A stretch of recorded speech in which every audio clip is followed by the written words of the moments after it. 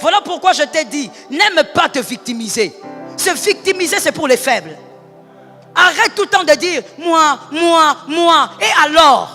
Il y a des gens qui ont vécu pire que ça. Tu sais comment les jeunes filles s'en sortent à Béni? Tu sais comment elles s'en sortent? Où toute la famille a été décimée? Où la mère, le père ont été tués devant elles? Toi, tu te plains de quoi? Alors que ces filles-là arrivent quand même à s'en sortir. Alors que ces garçons-là arrivent quand même à s'en sortir. Mais toi, tu te plains toujours.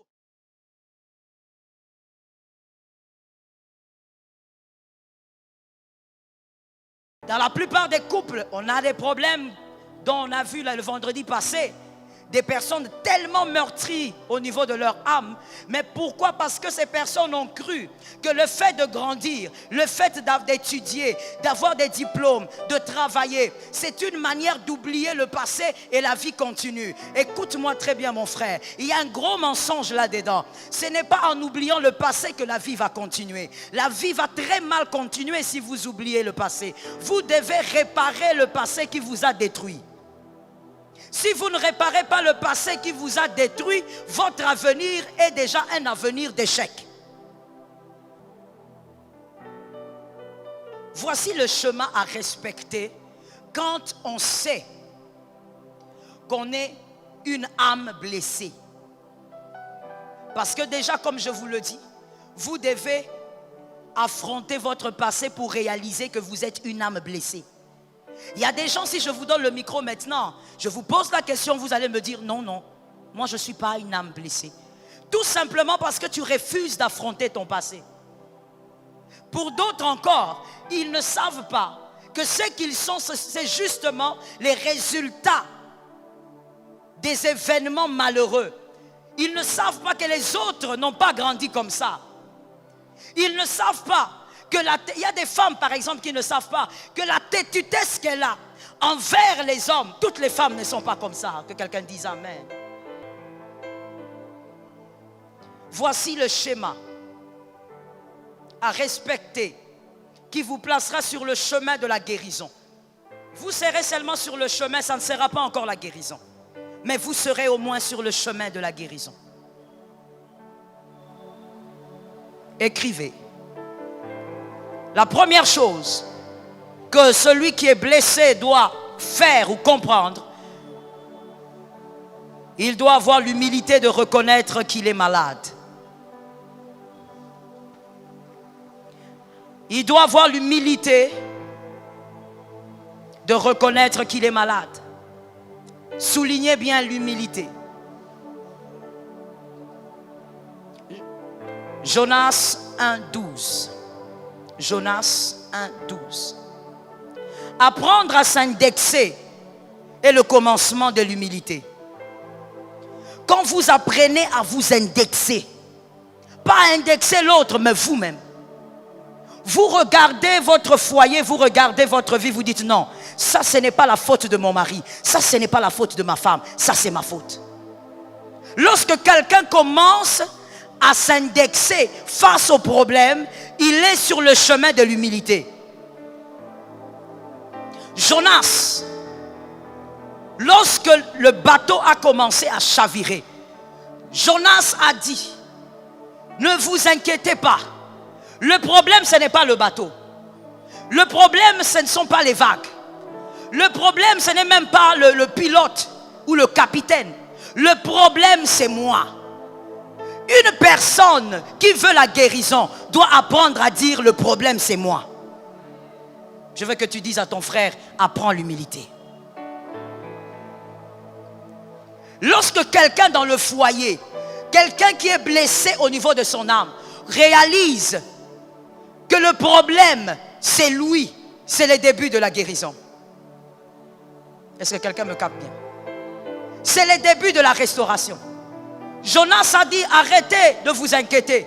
Si vous me jetez, c'est fini. Jetez-moi seulement à l'eau. Si vous me jetez, tout va s'arrêter. J'ai dit à une âme ce soir, sois capable de reconnaître que le problème c'est toi. Et jette-toi dans les eaux de la parole de Dieu. Et que la parole de Dieu te restaure et te renouvelle au nom de Jésus. Je n'ai pas entendu. Que les eaux de la parole de Dieu ôtent le mal qui est en toi. Il faut que tu te jettes dans l'eau comme Jonas. Pour que la parole de Dieu qui sont les eaux te nettoie différemment. Il n'y a que la parole de Dieu qui peut te redresser. Aucun conseil ne va te redresser. Aucune morale ne peut te redresser. Il n'y a que la parole vivifiante qui peut te redresser. Que quelqu'un dise amen à son voisin. Regarde ton voisin, dis-lui amen. Il faut absolument que tu regardes ton passé et que tu sois assez humble pour reconnaître que tu es malade. Que tu sois assez humble pour reconnaître que ce que tu as dans ton âme va détruire ta famille. Sans l'humilité, il n'y a pas de guérison. Beaucoup de couples s'entre-déchirent parce que l'un d'eux est tellement orgueilleux, incapable de reconnaître que s'il met un désordre, c'est parce qu'il est malade. C'est parce qu'au fond de lui, il y a une maladie. Oh Lord. La deuxième chose qu'il faut absolument faire sur le chemin de la guérison, il faut aimer son foyer. L'amour que tu as pour ton foyer va te permettre de te battre pour ta guérison. L'amour que tu as pour tes enfants, ça va te permettre de te battre pour ta guérison. Un malade qui se justifie ne guérira pas. Quand on est malade, on ne se justifie pas. Non, vous voyez, si j'ai fait ça, c'est parce que si on ne m'avait pas fait ça, je n'allais pas. Plus tu te justifies, plus tu es en train de te solidifier dans le mal. Un malade ne se justifie pas. Un malade réalise seulement que ça, ce n'est pas normal que ça soit fait dans un foyer. Et si j'aime mon foyer, si je veux bâtir mon foyer, je dois guérir. Est-ce que quelqu'un m'entend?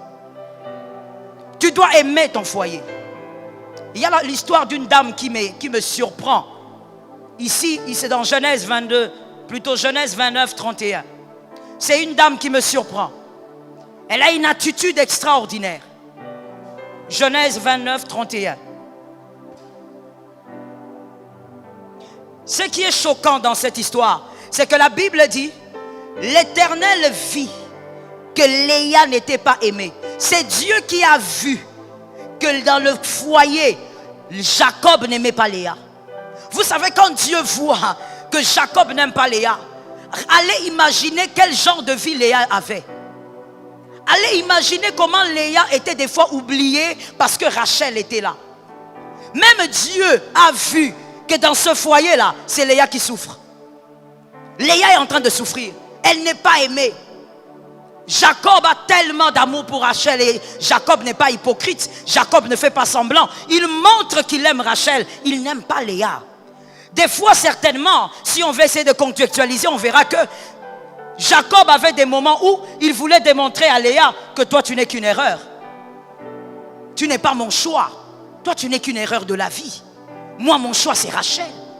Et il faisait ces choses pour démontrer à Léa que lui aimait Rachel. Mais il y a une chose merveilleuse ici. C'est que malgré tout ce que Léa vivait, Léa avait un tel amour pour son foyer. Léa s'est battue pour son foyer jusqu'à la fin.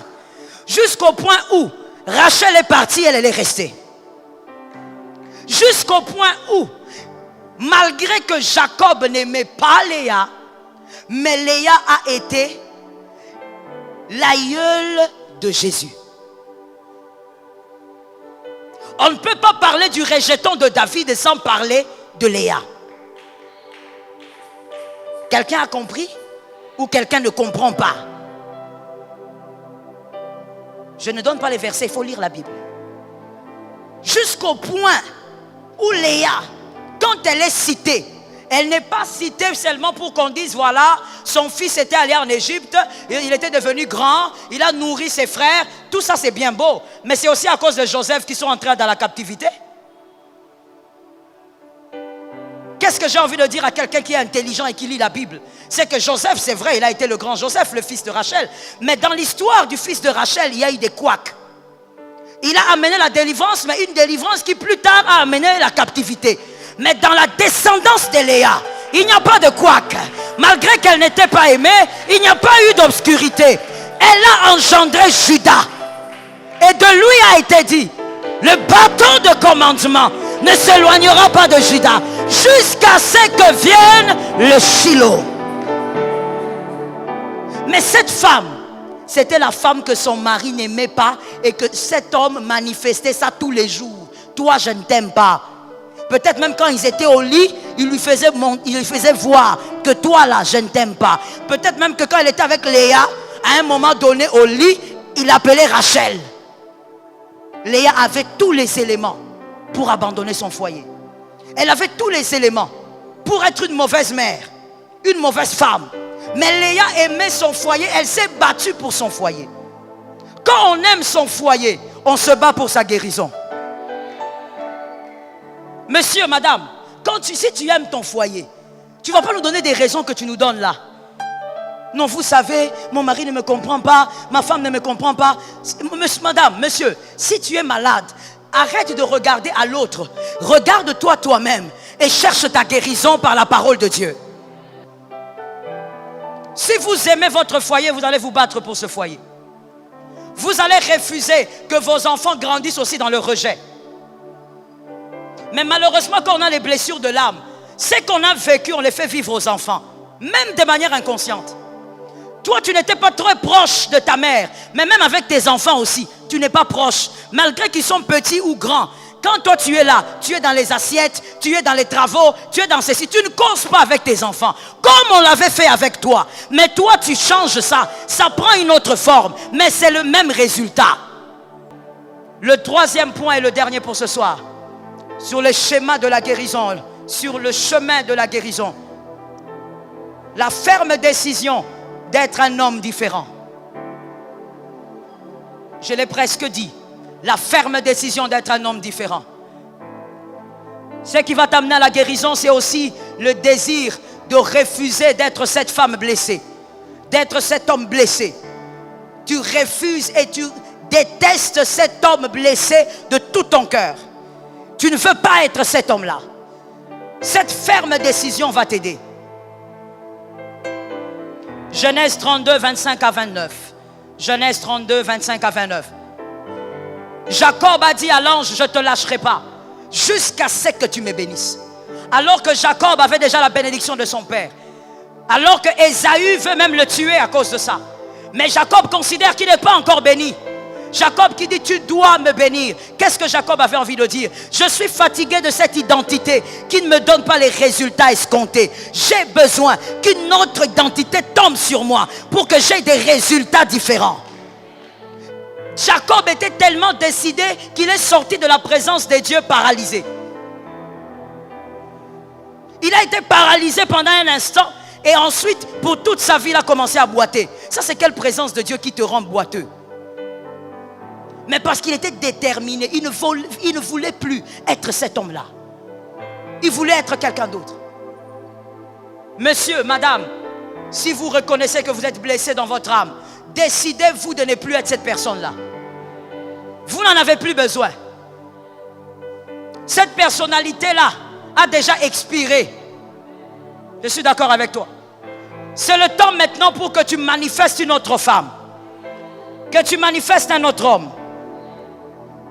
Voilà pourquoi je t'ai dit, n'aime pas te victimiser. Se victimiser, c'est pour les faibles.